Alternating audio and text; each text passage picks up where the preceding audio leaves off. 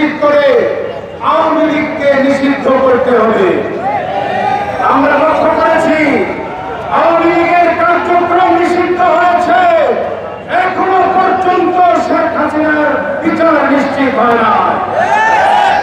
আমরা মনে করি শেখ হাসিনার বিচার ছাড়া বাংলাদেশে কোন সুন্দর সুষ্ঠু নির্বাচন হতে পারে না। বর্তমান সরকারকে জনগণ ম্যান্ডেট দিয়েছিল সংস্কারের জন্য, আর সেই সংস্কার হচ্ছে মানবরচিত আইন, মানবরচিত কর্মকাণ্ডের সংস্কার। আমরা দেখতে পাচ্ছি সরকারের ভিতরে নাস্তিকবাদী কিছু উপদেষ্টা কোরআনের সংস্কার শুরু করেছে। কোরআন সংস্কার করে নারী উন্নয়নের নামে কোরআনের উপর হাত লাগানোর চেষ্টা করছে। আমরা বলতে চাই আপনারা সংস্কার করুন, আমরা সহযোগিতা করব, যত সময় লাগে নিয়ে নিন, তা হবে দেশের প্রচলিত আইন তথা মানব আইনে সংস্কার করুন। কোরআন আল্লাহর বিধান, নতুন আঘাত দিবেন, হামলা করবেন, হাত রাখবেন, হাত কেটে ফেলা হবে।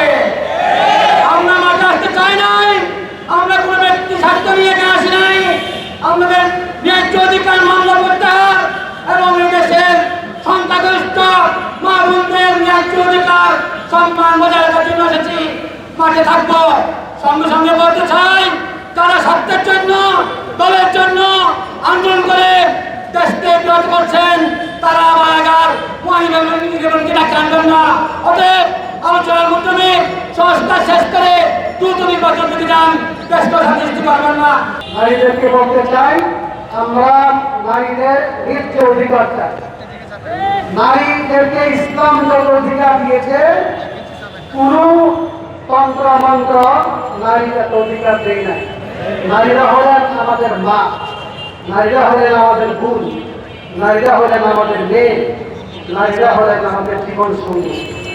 প্রত্যেকের আলাদা আলাদা এমন অধিকার, এমন মর্যাদা আছে, এগুলো আমরা ইনশাআল্লাহ বিভিন্ন সেমিনারে আমরা শিবির প্রয়োগ করবো। আমরা শিবির বলতে চাই, বাবুর থেকে জানাই দিতে চাই, আমরা নারী বিদ্বেষী নই, আমরা নারীদের পক্ষে, নারীদের অধিকার আমরা বাস্তবায়িত করতে চাই, নারীদের সম্মান আমরা দিতে চাই।